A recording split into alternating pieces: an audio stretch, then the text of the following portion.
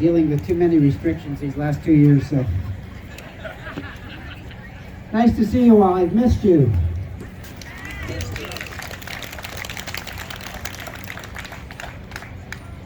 So Jackie said a few things that I want to pick up on. One is that we had a fabulous Reclaiming Canada conference in Victoria last weekend.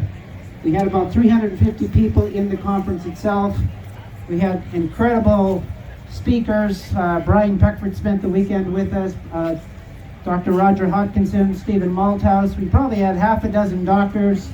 We had constitutional lawyers, and we had incredible patriots. We zoomed in Danny Bulford. All of you know Danny Bulford from the RCMP, former RCMP protection unit for Trudeau. I said, you know, here's the man who protected Trudeau, but Trudeau won't protect him.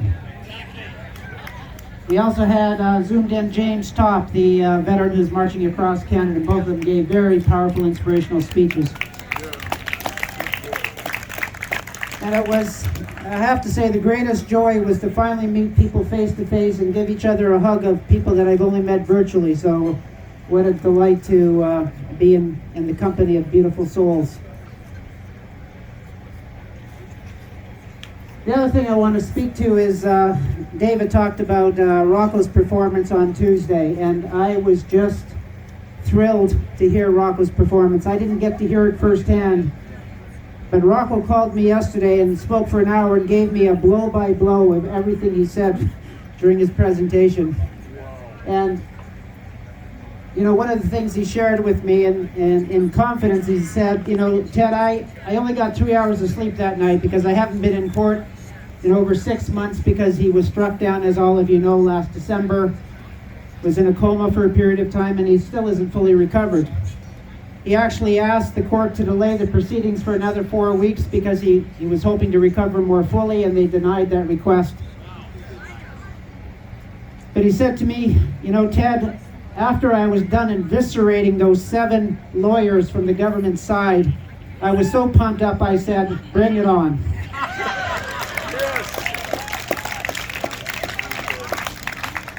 The other thing Rocco said to me is he said, Ted, probably for the first time in my career, I didn't hold back my punches.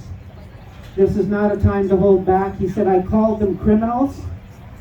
I said that they're committing crimes against humanity. I told them that they are involved in conspiracy, and it's not a theory. And he said, so I'm going to call it for what it is. There's nothing to lose here. I'm going to put everything on the line.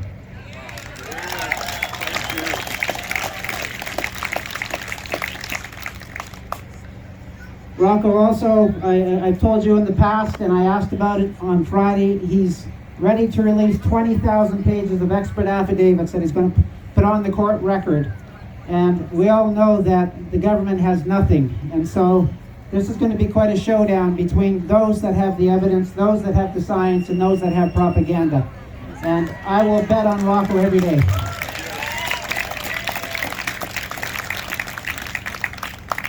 And as David said, after Rocco gave his 75-minute presentation, the defense has an opportunity to respond to what he said, and all 7 lawyers from the government side said, we have nothing to say. And I suggest that says it all. But I want to give you an example of how Rocco thinks strategically. I've told you that Rocco plays chess, he doesn't play checkers. And so you've heard David's assessment that the judge may likely ask Rocco to shorten his statement of claim. That was all part of the plan. Rocco intentionally did 390 plus pages of a statement of claim because he wanted that information out in the public. He knew that was a vehicle to get it out there. He also knew in the proceedings on Tuesday that he had to give the judge something so the judge could save face in all of this. And so he said to the judge, was my statement of claim perfect? Of course it wasn't. Only God is perfect. And then he said, I would be more than glad to review that statement of claim and shorten it if Your Honor would like that.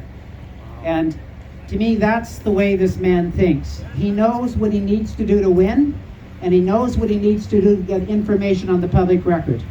And I have every confidence that they have met their match and more. I said to Rocco, I don't think the government lawyers had any idea what it's like to be up against a competent lawyer.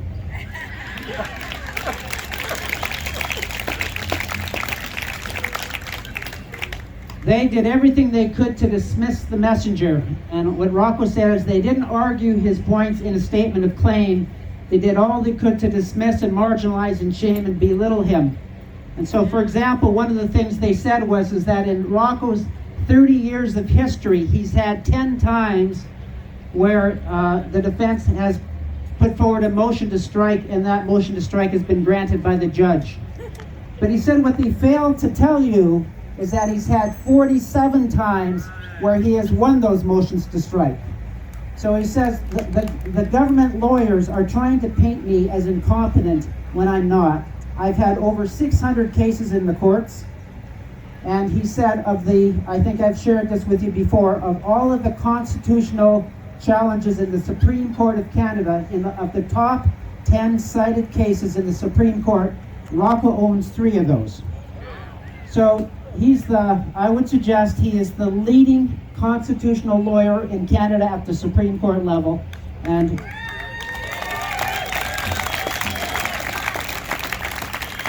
I personally believe he was taken down last December because they're afraid of him. But he's back.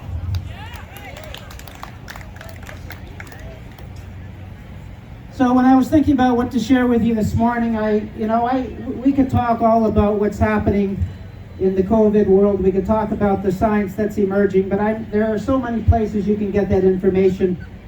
I don't think we need to spend time on that this morning. But I'm sure, and I talked about this the last time, I feel like we're kind of sitting in this eye of a hurricane. We're waiting for the next storm. None of us assume that the cabal is going to step back from their agenda. I believe they have absolutely no respect for humanity. They have no respect for the rule of law.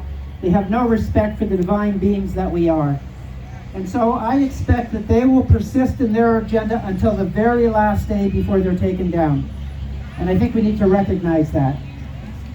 There's a battle coming that I believe can't be avoided. It has to happen. And we ought to be proud to be standing firm in that battle, because that's why we're here.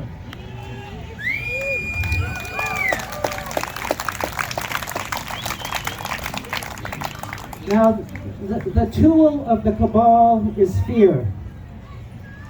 And I want us to be very astute and discerning about not going into fear ourselves. We are here because we're on the right side, and we're going to stand firm till our last breath.